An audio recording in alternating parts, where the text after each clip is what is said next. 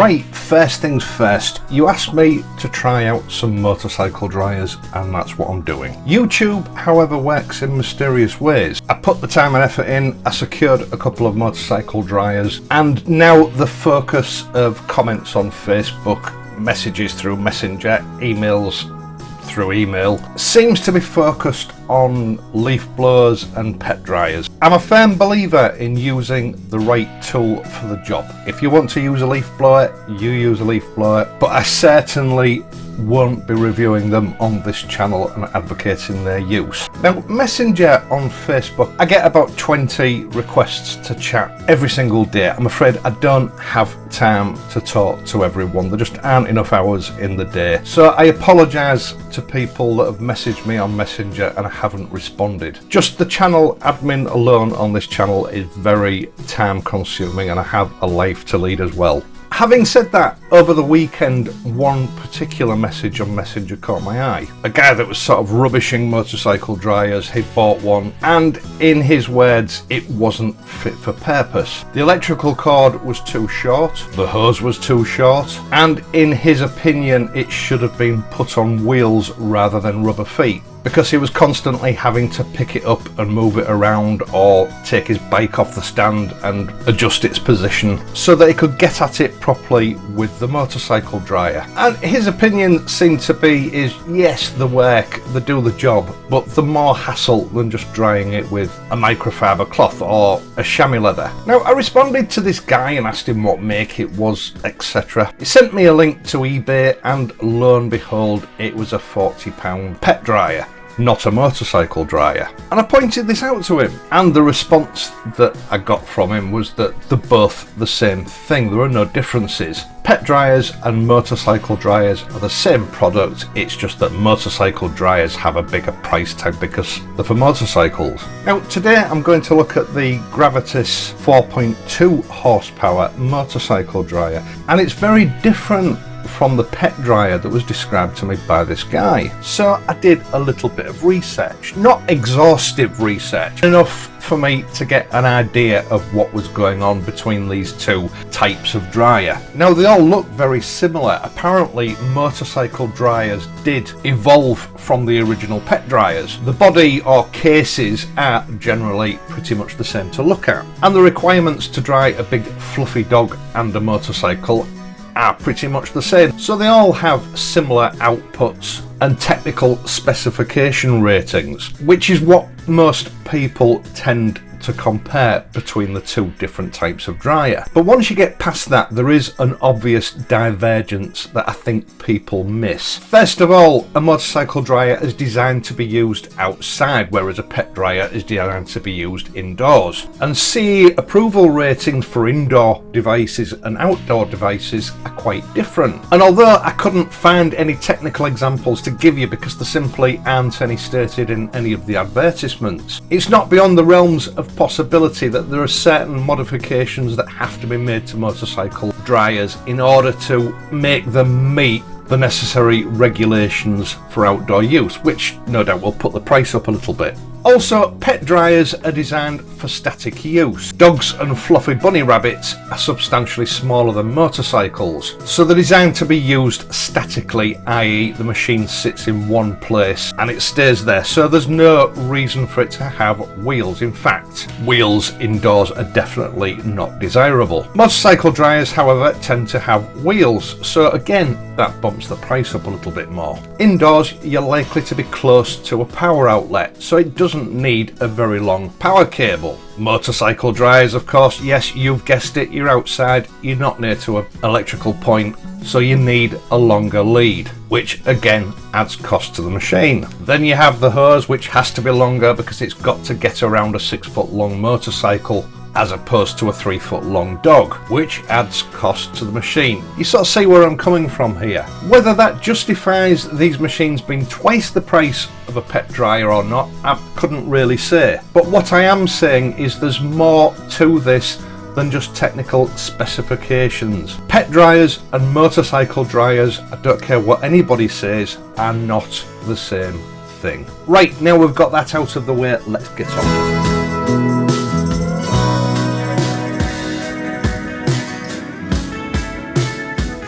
Now, to call the Gravitis 4.2 horsepower dryer a motorcycle dryer doesn't really do it justice. It's a behemoth of a machine compared to some, and it's perfectly proficient for drying cars and other vehicles as well as motorcycles. Gravitis is a fledgling UK-based company that sells mainly through Amazon, and I will leave a link for this machine in the video description down below along with its little brother. Gravitis say that this machine weighs in 8.1 kilograms, although it didn't seem that heavy to me. It's 56 centimeters long, 27 centimeters high and around 20 centimeters wide, but for portability it comes with wheels. Each wheel has a braking lock so that you can stop it from rolling around if you want it to, and the wheels are very heavy duty. I'm not quite sure what they're made from, but it appears to be some sort of Delrin or maybe a really high density rubber. It should be hard wearing either way. It comes with 3 nozzle attachments, 2 sort of blade types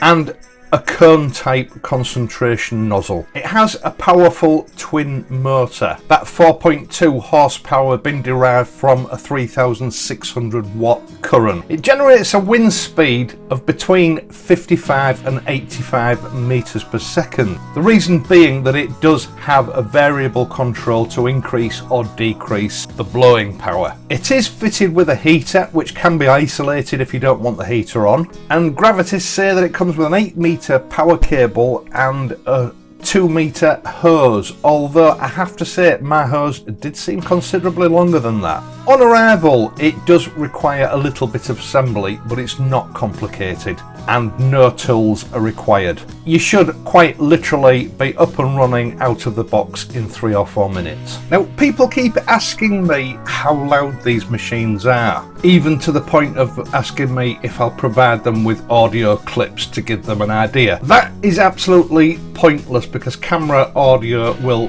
clip the volume of the sound anyway, and then depending on whether you're watching this video back through your phone, your PC or your smart TV, the quality of the sound is going to be affected in so many ways that it's a pointless exercise. You can't move large volumes of air without sound, and I'm not entirely sure why the noise levels of a motorcycle dryer outside should be an issue for anyone, but Gravitis say that the normal operating noise of these machines is between 70 and 80 decibels, which is about the same as a domestic mains powered vacuum cleaner. Now, the heat from the heater doesn't kick in immediately. I noticed that it takes probably a couple of minutes for the full heat to start coming out of the nozzle. It takes time to warm up. And Gravitis say that it achieves a maximum heat of around about 50 degrees Fahrenheit, which is just about right for a drying application. Hot enough to make a big difference, not too hot that it causes damage. Dialed up to full power, this dryer is immensely powerful. In fact, comparing the specs online, this is right up there with some of the serious heavy-duty professional grade dryers, but at less than half the price. Now, on the Amazon advert for this, unless I've misunderstood it, it describes the hose as extending out to 2 meters. I think that's a clerical error, and what it means is it's a 2-meter hose which expands to about twice that size, so I'm thinking around about 4 meters. I didn't measure it exactly, and it expands according to the flow through the machine. Basically, the harder she blows, the longer it gets. This, combined with the 8-meter cable and the mobility of those wheels, gives a very relaxed drying experience, which allows you to concentrate on drying your machine rather than messing around with your dryer. As before, I don't think this really speeds the drying process up because you've still got to cover the entire bike, but what it does provide you with is a more complete drying process. In fact, I'm happy to say that this dryer actually gets the bike 99% dry, depending of course on just how thorough you are with the process. Now, people ask me why this is an issue.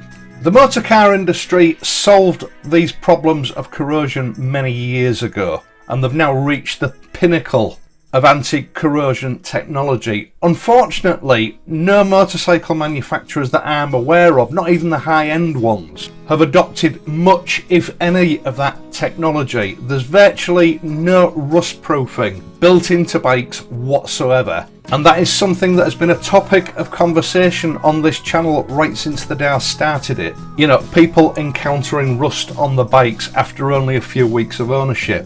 As I said last week, I am a convert to this whole motorcycle drying business. I, like many of you out there in the depths of winter, have washed and dried bikes, put them away in an unheated garage. And then the next time I've got into the garage, which could have been a week later, some of those droplets of water on the engine or on the exhaust that I thought would evaporate were still sitting there because the ambient conditions weren't conducive to them evaporating and the bike drying out properly. Now you imagine what damage that can potentially cause long term in all those hidden water traps inside where you can't see them on your bike.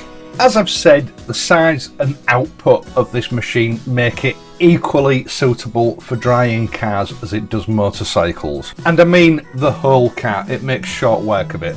This allows you to get a much bigger bang for your buck out of this machine. You're going to get a lot more use out of it. So long term, it is going to be more cost effective. Build quality is good, if not outstanding. And if I'm to level any criticism at it, I have just one gripe. And I am nitpicking really. The power cable goes into the machine at the front just underneath the hose. This means that as you're pulling the machine around on your drive, drying your bike or your car or whatever, and pulling it along by the hose, not all the time but very occasionally the wheels will snag on the cable, which can be annoying. I would rather have seen the cable coming out of the back or the sides of the machine. That said, it is a very useful and competent dryer. Filter maintenance is very important for these. The filter is a closed cell sponge type, so it does appear that it will be washable a number of times, and Gravitis do include a spare filter with it. As I said at the beginning of the video, I will leave a link in the video description down below for this dryer and for its smaller, cheaper brother. Once again, thanks for watching this video. I hope you enjoyed it and found it useful. If you have, please leave a like and subscribe to the channel. I will be back on Friday, so until then, ride safely and I'll see you soon.